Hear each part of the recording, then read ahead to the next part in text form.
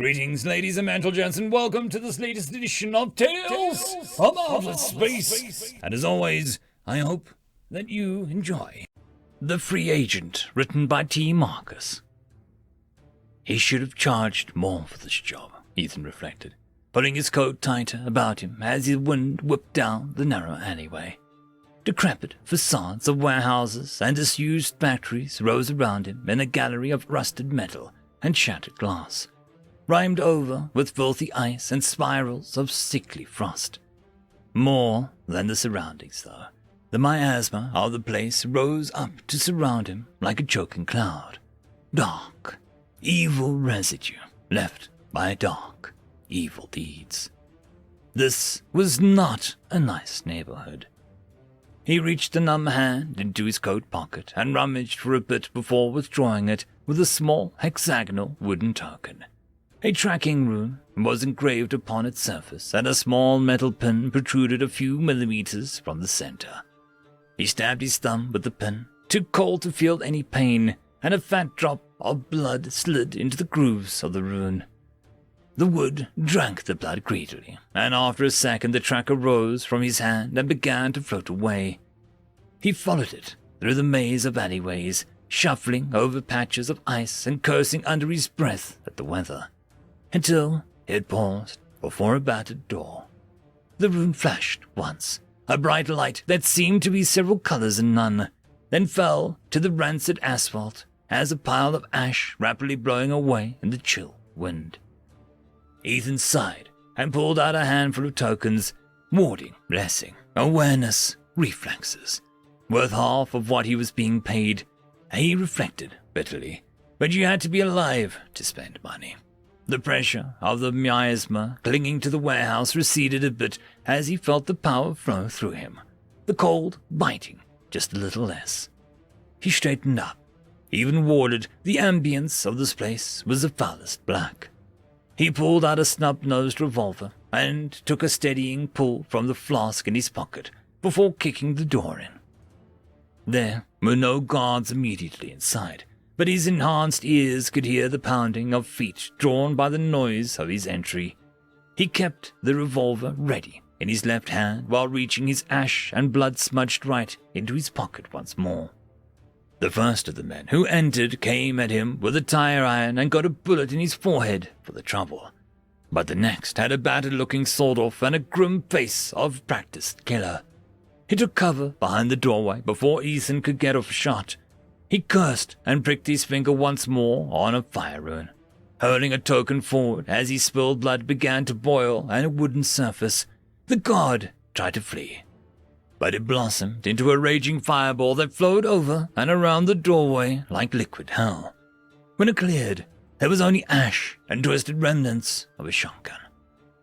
Ethan looked at the tokens left in his hand, immediately regretting that he had used the rune. He only had 2 more fire, 1 immobility and 1 mending, 1 summoning. He tucked the latter 2 back into his coat.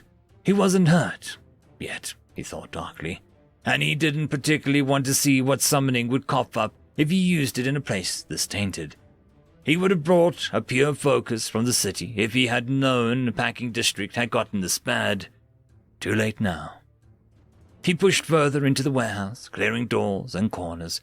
There were no more guards that he could hear, which was either a good sign or a very, very bad one. There were a few traces of recent activity in the decrepit halls, but some of the rooms showed use. One held crates of food, another had cots set up. 5 cots. 3 more, he mumbled, taking another pull from his flask, at least. He moved around the doorway to clear the next room and froze in place. This room had clothes in it, piles and piles of children's clothing, shoes, smashed pairs of glasses, book bags, all discarded, sitting silent and unowned in the cold. His hand began to shake as he reached for his flask again, but it slipped from his fingers as a pang of agony blossomed in his chest. Crap! Crap! Ethan wheezed, clutching his ribs and wincing. The old rune etched there was acting up. Now, of all times. Can't ever, can just leave me alone, huh? He muttered, sullenly, straightening up again with visible effort. He felt beads of sweat on his face despite the cold, but as he made a wipe of his forehead, he found there was something in his hand already. A small, stuffed bear, careworn and missing an eye. He rolled his eyes and tucked the bear into a pocket in his coat. "Feck you," he said to nobody in particular. "I don't need any help." Nobody answered because nobody was there. He moved further into the heart of the complex, the miasma growing thick enough to push through his fading ward. He felt a chill in his bones that had nothing to do with the cold, a creeping apathy that told him to lie down and sleep because he was tired. So tired. Ethan chuckled and kept walking, trudging forward through the drifts of old paper and rat droppings. The miasma was going to have to work harder than that, now that he had burned so much money getting here. He'd get paid, or he wasn't making rent next month, and that's all there was to it. He came to a large central hall and stopped short, the torrent of numbing darkness slapping him in the face like a fetid, wet rag. In the middle of the large space stood 3 men clustered around a complex-looking apparatus that was anchored over a deep-looking hole in the ground. He then saw it with a chill that the machine had restraints mounted to it. Small ones. "Aye, Mr. Carlyle," one of the men said, walking towards Ethan. He was wearing a well-tailored suit and fine shoes, and he spoke with an educated manner. The boss, then. His 2 guards took up the positions on either side of Ethan, shotguns held ready. The man leered at him, spreading his hands wide. His fingernails were long and pointed. "Welcome to my little laboratory," he said. "My name is—" "I don't give a feck," Ethan spat. He snapped his fingers and a photograph appeared in his hands, which he held up to show the others. "Kyra Elmore," he said. "Her parents want her back. Give her to me and I'll leave without any trouble." The man looked at him incredulously, his lips curling into a small, cruel smile. "Well, you know," he murmured.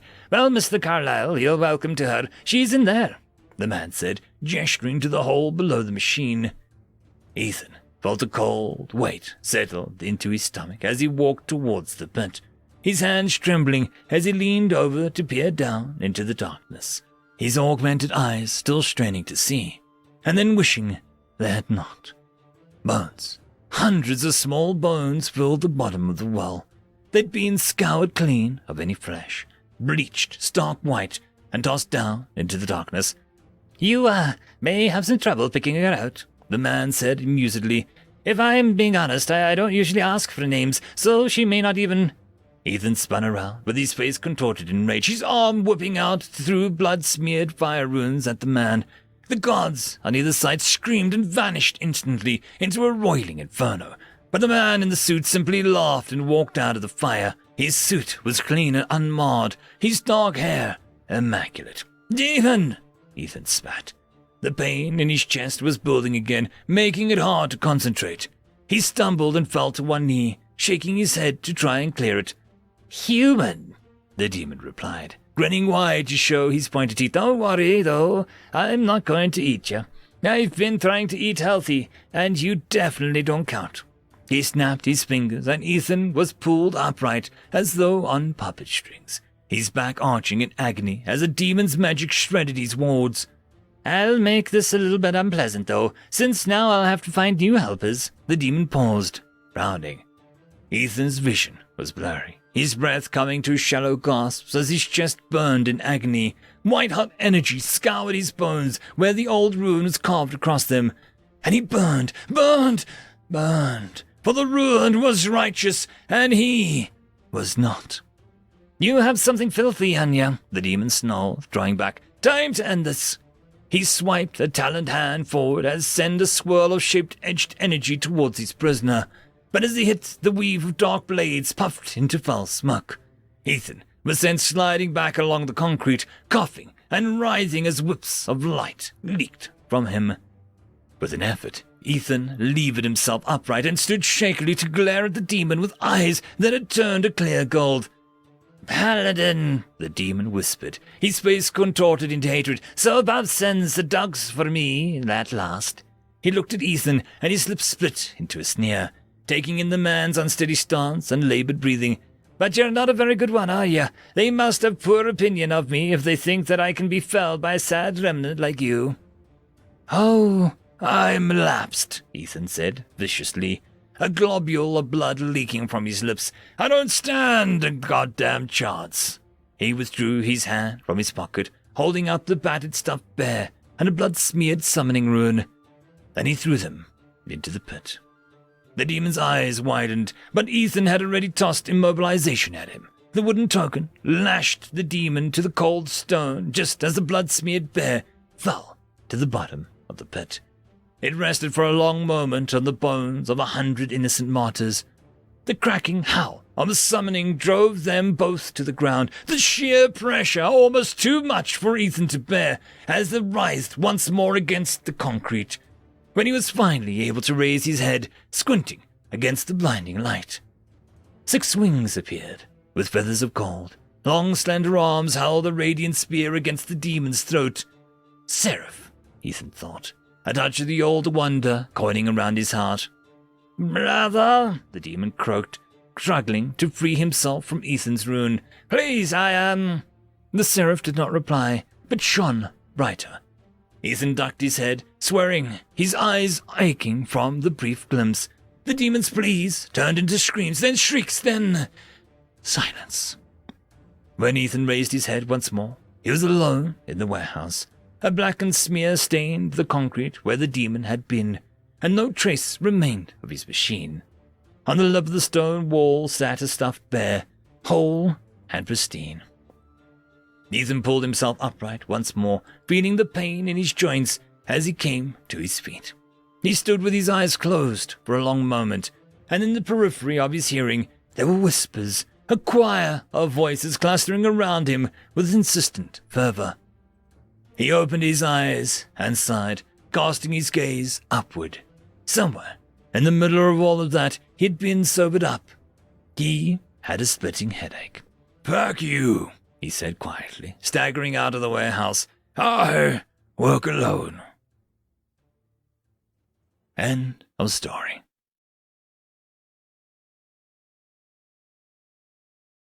The algorithm reckons you should be watching this video next, and I recommend that you should be always watching my video. So, click with energy! And yes, clicking that does help the channel. Thank you very much. I'd just like to thank the T5 members and Patreons. Alithia, Barkey, Fudikiol, Meridian 117, Cam Maxwell, Casper Arnholtz, Albard and Gusta, Savage Patch Papa, Lord Ashrakul, and White Van 420.